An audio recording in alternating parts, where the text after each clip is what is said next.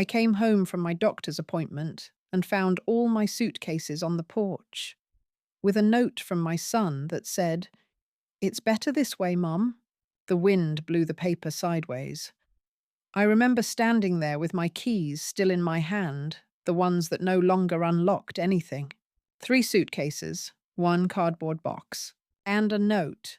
Not a conversation, not a goodbye. Just 8 cruel words in his handwriting. "It's better this way, Mom." Better for whom?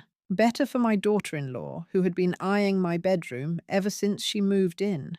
Better for my son, who used to kiss my cheek every night and thank me for everything. Better for a world that has no space for the women who built it. I gave them my savings. I sold my own home to help them buy theirs. I babysat. I cooked. I folded laundry quietly when no one noticed it piling up. And they repaid me with a porch and a note. You might think this was a mistake, a miscommunication, a heat-of-the-moment decision. But I knew better, because in that moment I felt it. This had been planned. My things weren't thrown. They were stacked, labeled, quietly removed from a house I had helped build while I was gone for just one morning. And the cruelest part, I'd packed none of it. So I ask you this: what would you do if your child turned your life into a one-way eviction without a word to your face? Comment below and tell me, have you ever been pushed aside quietly? And tell me your city. I want to know how far this story reaches. Because I'm Audrey Wilson, and this is the story of the day they tried to erase me, and what happened when I refused to disappear. My name is Audrey Wilson.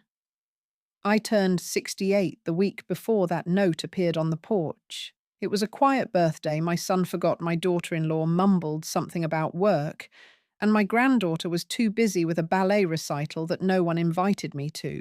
I was born in Springfield, Illinois, in a one-story house that smelled of flour and ironed cotton. My father fixed shoes. My mother made miracles from old curtains. I grew up believing that hard work and kindness were the golden keys to any locked door. When I was 21, I met Thomas Wilson. Tall, broad shoulders, hands like warm stone. We married 6 months later. We raised one son, Ethan. He was our miracle after 3 miscarriages and 1,000 prayers. Everything I had, I poured into that child. Late nights, math homework, scraped knees, homemade Halloween costumes. I gave him a world, without knowing I was building a future I wouldn't be part of. When Thomas passed away 10 years ago, it felt like the floor cracked beneath me. But Ethan and his fiancée Lily moved in 2 months later. They were struggling financially. Student loans, rent-long commutes. I told them, "Don't worry. Move in, save money. This house is big enough for 3, 4 soon enough when my granddaughter Maya was born." I was the first to hold her after Lily. I rocked her in my arms while Lily rested. I fed her mashed peas when Lily had Zoom calls. I changed diapers and wiped tears, some hers, some mine. But as the years passed, something began to shift. Lily became colder. She corrected me in front of Maya, small things at first. "Actually, Audrey, we don't use that kind of bottle anymore. Or she doesn't like it when you sing old songs. It overstimulates her." I tried to adjust. I kept quiet. I thought maybe it was just stress. New motherhood. Modern parenting. But then came the glances. The whispered conversations between her and Ethan when they thought I was asleep. The door that used to remain open to my room now always shut when I wasn't inside. There were changes to the kitchen layout passwords on the home Wi-Fi and fewer dinner conversations. I felt myself becoming an echo in the house I once filled with laughter. Lily referred to me as the extra pair of hands. Once to a friend on the phone, I overheard her say, "It's basically free childcare. Ethan's mum lives with us." That stung. But I still believed my son would never let me be cast aside. I still believed that one day I would matter again. I still believed this was my home too. I didn't realize I was already being prepared to leave it. And that note on the porch, it was just the final period in a sentence they'd been writing for years behind my back. It didn't begin with the note. It began long before, quietly, like a cold draft through an old window you can't quite locate. The kind you tell yourself isn't there until one day you wake up freezing. At first it was the coffee mugs. I had a habit of warming my mug with hot water before pouring in the coffee, something Thomas and I always did. One morning, I found my favorite mug, white porcelain with blue trim, relegated to the bottom cabinet, replaced by a set Lily had ordered online. Sleek, grey, soulless. When I reached for it, Lily glanced over and said, "Oh, we're trying to declutter. Maybe it's time some of these old things go." I laughed it off. It's just a cup. But I kept it anyway. Then came the name. Maya used to call me Grandma. One day she called me Audrey. It stung more than I expected. "Sweetheart," I asked, kneeling beside her, "why did you stop calling me Grandma?" She shrugged innocently. "Mommy says it's confusing to have too many grandmas. She says I should call you Audrey so I don't mix it up when Grandma Cheryl visits." Cheryl, Lily's mother. She who visited maybe twice a year, always smiling, always polished, never lifting a finger in the kitchen, and yet somehow not confusing. I brought it up at dinner. Lily smiled coolly. "It's just a name. Besides, it teaches boundaries. We want Maya to understand relationships clearly." Ethan didn't say a word. He chewed his food and kept his eyes on the plate like a man who'd learned silence was safer than siding with his mother. Next came the meals. I loved cooking. I was proud of it. Thomas used to say my beef stew could fix a broken day. I made it one Sunday, just like old times, with fresh rosemary and crusty sourdough. When I set it on the table, Lily raised her eyebrows. "Actually, we're trying to move away from red meat. Maya's on a plant-based plan." She didn't say it with hostility. Worse, she said it like I was irrelevant. Like no one had told me because no one thought I mattered enough to include. So I ate in the kitchen that night alone as they posted photos of their colourful rainbow salad on Instagram with captions like, "Wellness Sundays." And the posts didn't tag me. Then came the party. Maya's birthday. I spent 2 weeks crocheting her a rainbow sweater, the exact colours she'd asked for months earlier. I wrapped it, added a handwritten letter, and placed it in the gift pile. At the party, Cheryl's gift, a brand-name tablet, was opened with dramatic fanfare. Cheers, applause. Maya squealed. Mine. Lily held it up for a second, said, "Oh, handmade, how sweet," and tossed it on a chair behind her. Maya never wore it, and no one mentioned it again. That night, I stayed in my room while the house buzzed with wine and music. I heard laughter, and I realized it wasn't mine anymore. The next morning, I walked into the kitchen, and Lily was talking on the phone. She didn't hear me. "She's just there," she said to someone, like a ghost. "She doesn't help like she used to." I think Ethan's afraid to hurt her feelings. But it's like, enough is enough. I stepped back quietly, heart pounding. That was the first time I knew. I wasn't a guest. I wasn't family. I was an inconvenience. But I still held on. Because you don't leave your own son behind, do you? Even when he's already left you.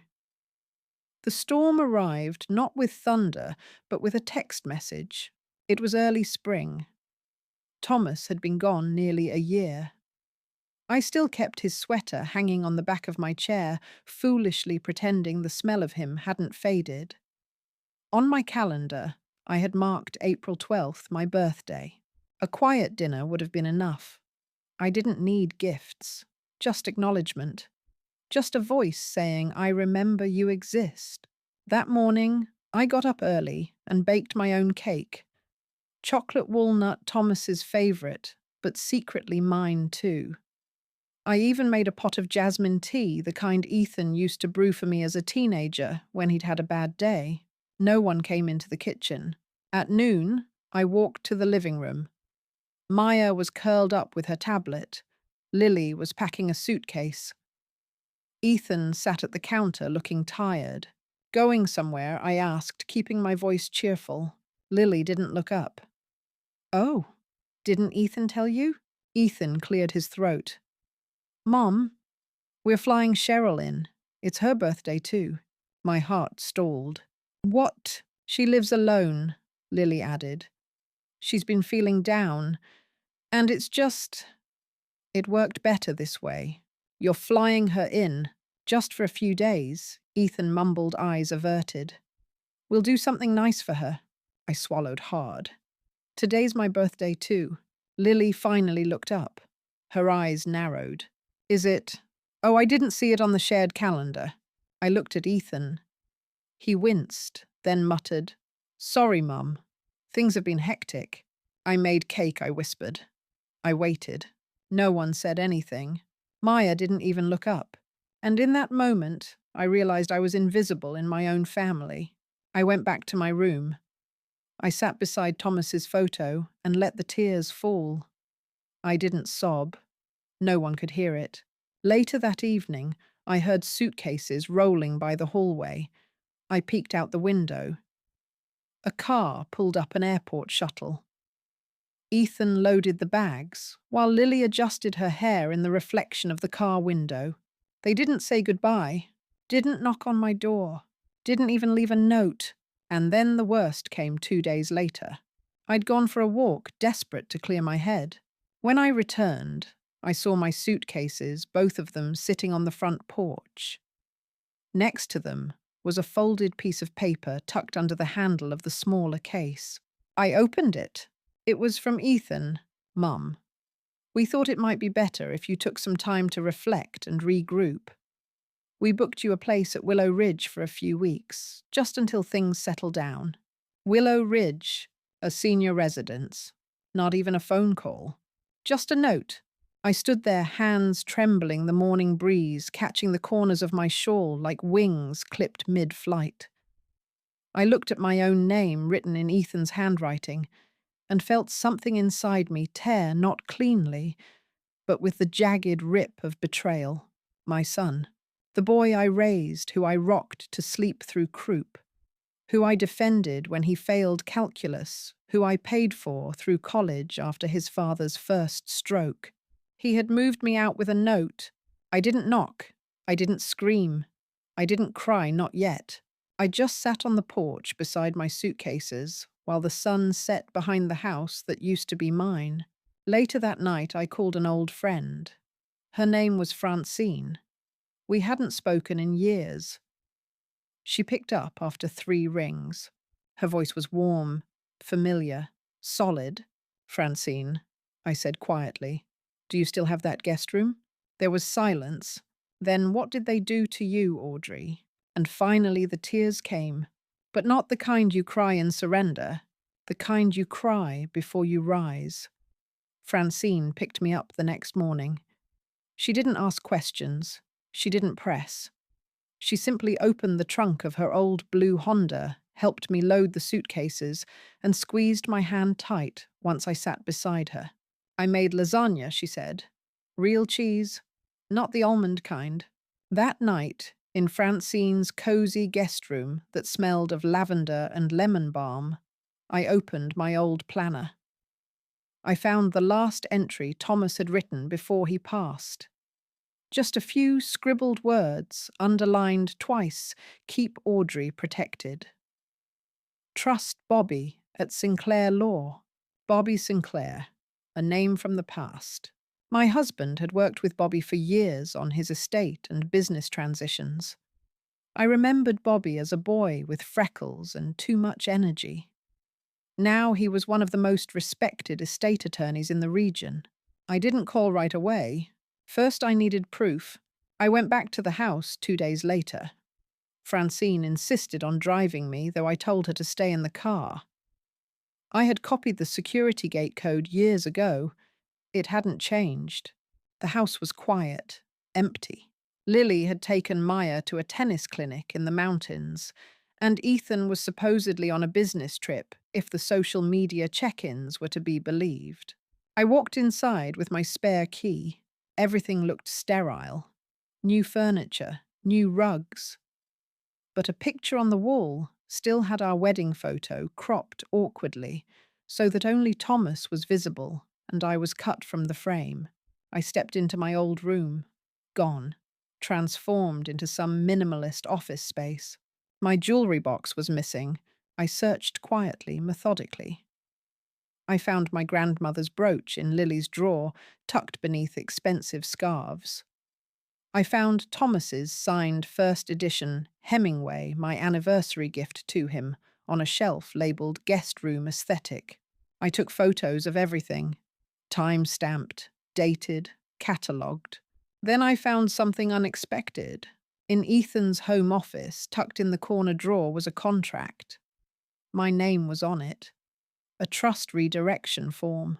Signed, but not by me. Forged. The signature was shaky, slanted wrong, not even close to how I signed my name. I took a picture and emailed it to myself from his printer.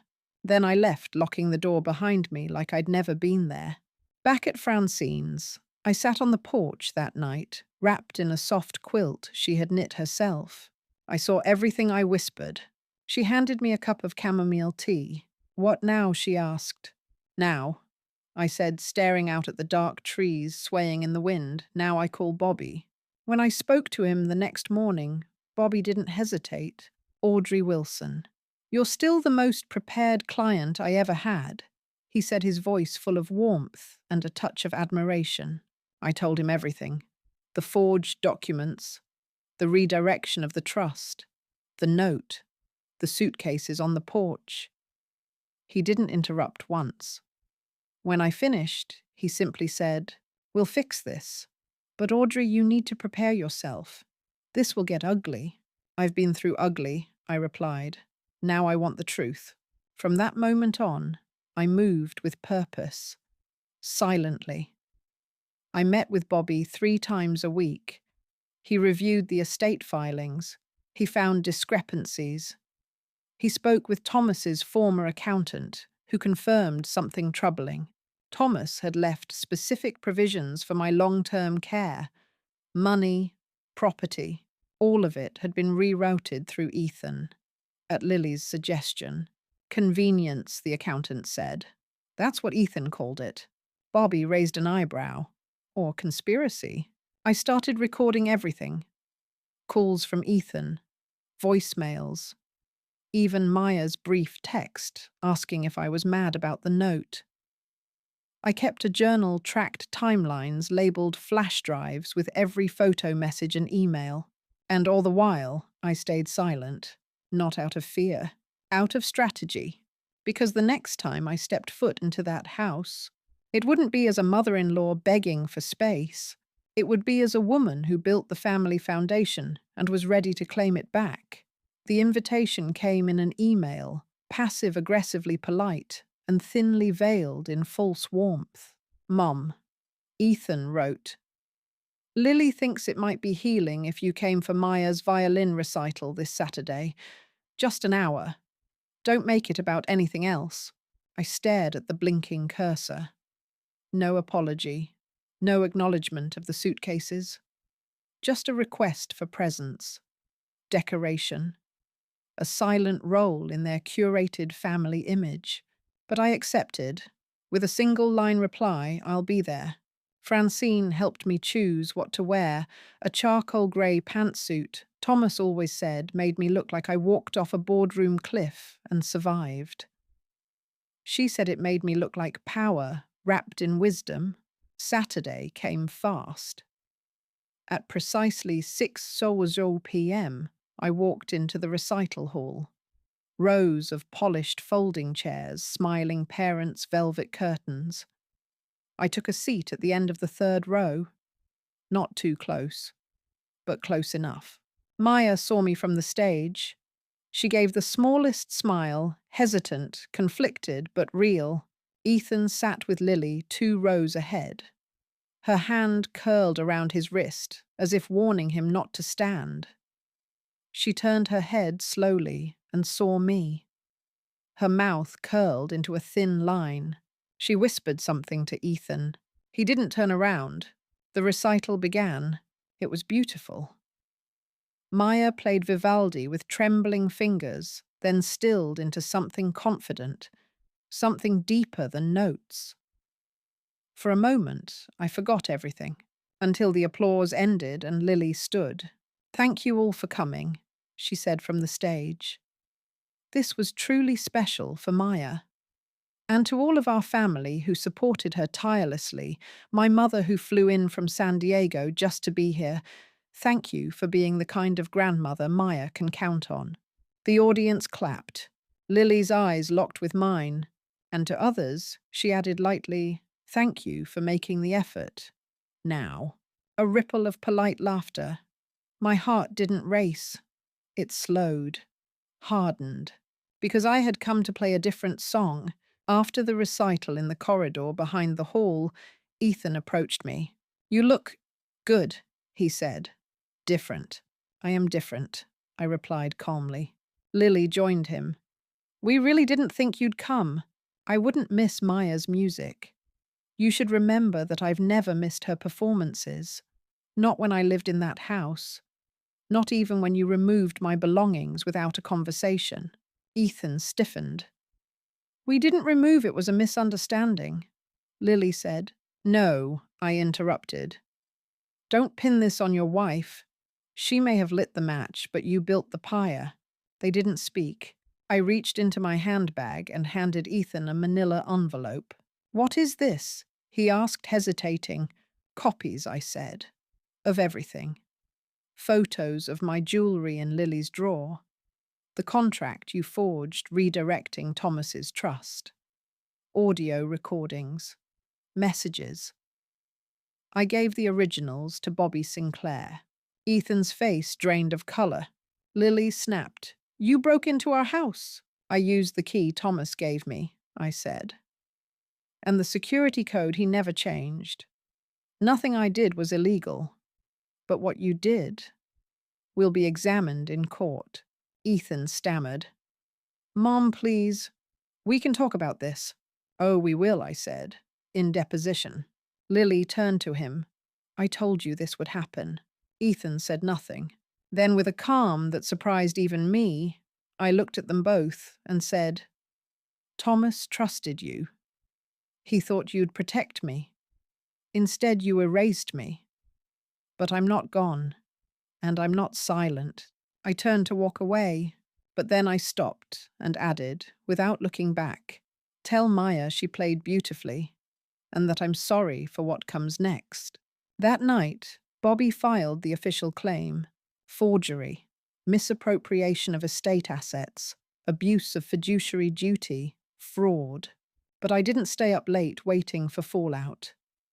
I had soup with Francine, fed her cats, and fell asleep for the first time in months without clutching my phone. The storm had broken, and I wasn't the one drenched.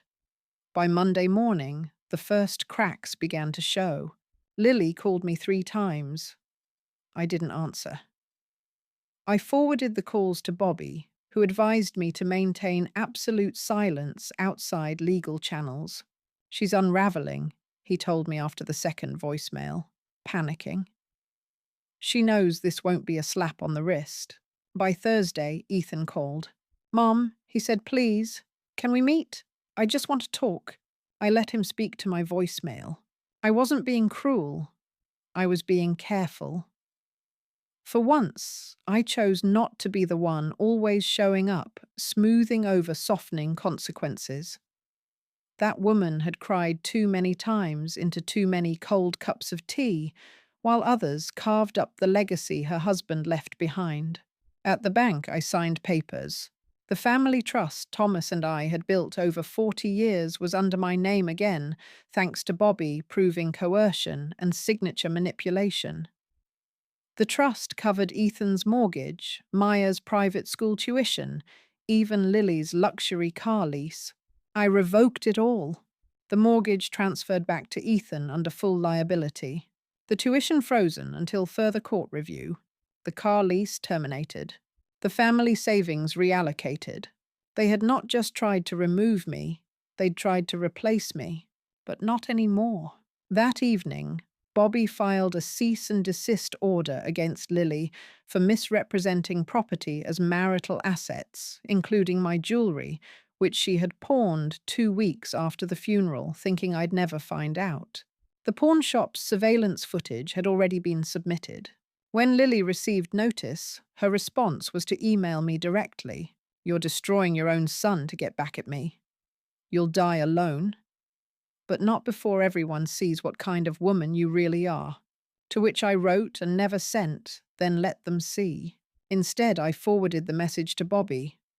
One more log on the legal fire. I wasn't trying to ruin anyone. I was simply withdrawing from a system that had bled me dry and made it clear I was disposable. Ethan, who had been silent for 3 days, finally showed up at Francine's house. I was sitting on the porch, trimming rosemary, watching the sun sink over the street I hadn't walked in decades. "Mom," he said, "we need to talk." I stood, but didn't offer a hug. "You can talk. I'll listen." He looked exhausted.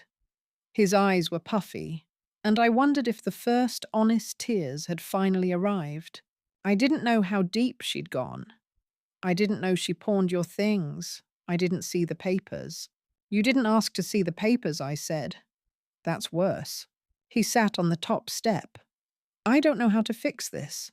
"Maybe you don't," I said softly. "Maybe this isn't about fixing anything. Maybe it's about owning your part and living with the outcome." He looked up. "I miss Dad. That made 2 of us." "He trusted you," I said, "and so did I." A long pause. "Do you hate me?" he asked. "I don't," I said honestly, "but I don't trust you. Not yet." And with that, I turned and went inside, leaving him with the fading rosemary breeze and the weight of what he'd broken. It was no longer mine to carry. Francine had always said that reinvention doesn't happen with fireworks. It happens with laundry grocery runs and small choices made in silence. So I began with dishes. I cleaned Francine's cupboards, sorted her Tupperware collection, and reorganized her spice rack alphabetically. It sounds mundane, but when your soul has been crushed by silence, even cinnamon in the right place feels like progress. Then came the garden. I asked her if I could take over the tiny patch behind her house. In that sun-warmed dirt, I planted herbs, tomatoes, and marigolds. Every morning I pulled weeds like I was plucking regret from memory. But that was just the surface. The real rebirth was legal. Bobby encouraged me to revisit an idea I'd shelved long ago, creating a community center in Thomas's name. Something for women like me. Women with long histories and short bank accounts. Forgotten matriarchs. I didn't want to be just a cautionary tale, I wanted to be a path forward. We found a space. Small rundown, but filled with light and possibility. I used part of the assets reclaimed from the trust, not all just enough to seed something honest. We named it the Legacy Room. By week 3, we were offering free estate planning seminars, basic finance education, and afternoon book clubs. We served tea at 4 p.m., always in china cups, because dignity is a ritual. That's when Maya walked in. It was a Tuesday rainy, and I was reading out loud to 2 retired teachers when I saw the familiar pink backpack. "Grandma," she whispered. The other women turned eyes wide. I stood heart caught in my throat. "Maya," I said, steadying my hands. "What are you doing here?" "Mom doesn't know," she said. "Dad said you were here. I just wanted to see you." She looked older, wiser, and so uncertain. I knelt down, brushing her damp hair from her forehead. "I missed you." She pulled out a lumpy object wrapped in a napkin. "I made you this." she said, revealing a clay pendant with uneven edges and a heart in the center. It's for your garden. It was the first gift I'd received in months that wasn't attached to guilt or obligation. Thank you, I whispered, hugging her tight. Francine stood by the door, misty-eyed. We have cocoa in the kitchen, sweetheart, she said, waving Maya in. That evening I called Bobby again. I want to set up a trust, I said. Not for Ethan, for Maya, separate, independent, protected. He didn't question me. It wasn't revenge. It was vision. If I couldn't fix the past, I could seed the future. Over the next few weeks, word spread about the center. A widow from my old neighborhood came by and offered to run the sewing circle. A retired paralegal offered help with forms. Even a local high schooler asked if she could volunteer as part of her graduation project. Every face, every voice stitched itself into my new identity. Not just mother, not just widow, not just castaway. I was building something that couldn't be packed in a suitcase and dumped on a porch. Something with roots. I wasn't done, but I had begun. The invitation arrived in a plain white envelope, not from Ethan or Talia, but from the family attorney. A mediation session regarding the estate and family trust. Voluntary, it said. But the subtext was unmistakable. They were worried. I was no longer invisible, and the weight of my name, my legal name, was making them nervous. Francine was furious.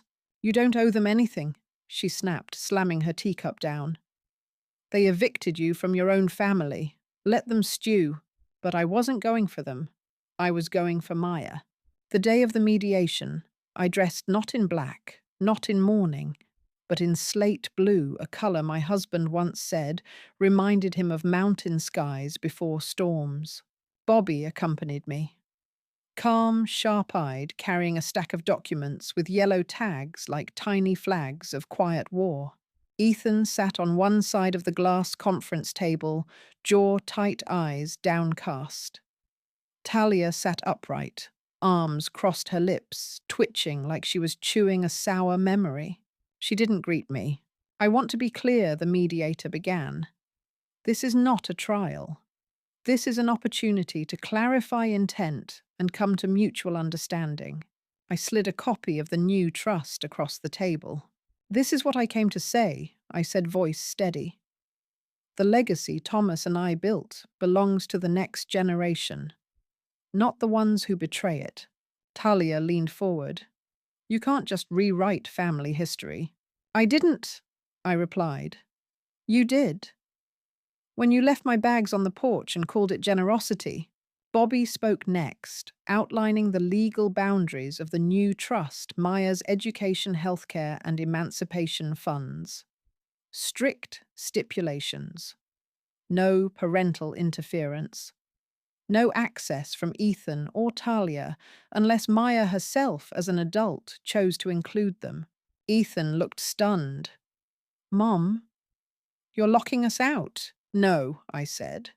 You locked me out. I'm just remembering where I keep the key now. Talia scoffed. You're punishing us for one mistake. One. I laughed bitterly. You didn't forget my birthday, Talia. You erased it. You flew your mother in and told everyone I was busy at the salon. I found out from the mailman. The mediator cleared his throat. Let's try to stay constructive. But the damage was already reappearing. Ethan rubbed his temples. I didn't know about the gift, Mom. I didn't know she threw out your birthday cake. She did worse, I said. She made sure Maya wasn't allowed to say happy birthday to me. She told her not to mention it at dinner. Let the old woman be, she said. That's what Maya told me. Talia stood up. You're poisoning the child against us. No, I said, eyes locking with hers. I'm planting truth where silence used to be. The room was silent. Then Ethan spoke softly. I want to see Maya, he said to me. Would you allow that? I didn't answer right away. My heart wanted to say yes, but my mind remembered the porch, the note, the silence. I'll consider it, I said. If you come to the center and listen, no lawyers, no apologies. Just listen. Talia bristled. We don't take orders from you. That's fine, I said. Then you'll take absence. The mediator ended the session with polite formalities. Bobby nodded at me on the way out, his voice low. That was bold. It wasn't bold, I replied. It was overdue. Later that night, I sat by the window of Francine's house, Maya's clay heart in my hand. Had I gone too far? Should I have left the door open wider? Or had I finally learned how to build one that only let the light in? What would you have done? I whispered to the quiet. The air outside the community centre was crisp that afternoon, one of those late fall days when the world felt like it was breathing in. I stood by the window of the new classroom I had helped fund, watching children draw leaves and sunrises with wide, eager strokes. Maya was among them. She didn't see me. Or maybe she did, and she just knew to let me watch her first. Her hair was longer now, tied back with a yellow ribbon she'd picked out herself.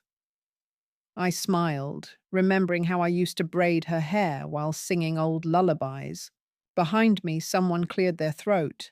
I turned. Ethan stood in the doorway, not in a suit, not with lawyers, just jeans, a sweater, and the look of a man who had finally set down pride long enough to feel guilt. I didn't think you'd come, I said softly. I almost didn't, he admitted. Talia said I was wasting my time. She's wrong, I replied. But I think you already know that. He nodded.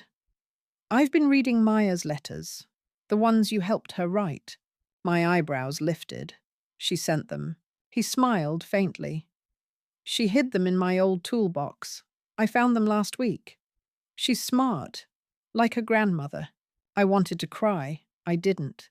Instead, I gestured to the bench nearby. Sit. For a moment, we said nothing. Just sat there, the quiet between us thick with years of unspoken sorrow and misplaced loyalties. I'm sorry, Mom, he finally said, for not standing up, for letting her speak for both of us. I was afraid. You were a boy trying to play husband, I said not cruelly. And I was a mother pretending she didn't miss her son. He looked down. Do you hate me? I don't have room for hate anymore, I whispered. Only grief and maybe something softer. Something that might be love again if you earn it. He nodded. Through the window, Maya turned. Our eyes met. She smiled, slow, unsure, but real. She wants to come home with you for the weekend, Ethan said. If you're okay with it? I'm more than okay, I whispered. As he stood to leave, he reached into his coat pocket. There's something else, he said, placing a small folded paper in my palm. A birthday card. Handmade. Crayon and glitter. The words in Maya's careful handwriting to Grandma. I'm glad you're still here. I love you more than cake. I laughed, and this time I let myself cry. Hours later, as the sun dipped behind the hills, I walked with Maya along the edge of the field near Francine's house. She held my hand, swinging it as if to keep time with her steps. Grandma, she said suddenly. When people are mean, does that mean they're bad forever? I stopped walking. No, I said. But it means we get to decide how close they get to stand. She thought about that. So, we make the rules, I smiled. Exactly. We make the rules now. She squeezed my hand tighter. And in that moment, I wasn't the woman who found her suitcases on a porch with a note that read, I'm sorry, Mum. It's better this way. I was the woman who had rebuilt her own life one brick of dignity at a time. I was Audrey Wilson, and I had returned, not to beg, not to battle, but to bloom. Have you ever opened your door and found your life packed into suitcases left out like yesterday's trash? Have you ever given everything your love, your savings, your home, only to be told you no longer belong. If you've ever been erased from the very space you helped build, if you've ever sat in silence while the people you raised called someone else family, then I want to hear from you. Tell me your story. Leave a comment below and let me know where you're watching from. Whether you're in Houston, Hanoi, or Helsinki, your voice matters here. Because this isn't just my story. It's the story of every woman who stayed silent too long, every mother who gave too much, every grandmother who was pushed aside like she no longer mattered. And if you want to know what happens next, how I used what they left behind to build something they could never take away, make sure to subscribe, turn on notifications, and share this video with someone who needs to hear it. We are not invisible. We are not disposable. We are not done yet. I'm Audrey Wilson, and this is only the beginning.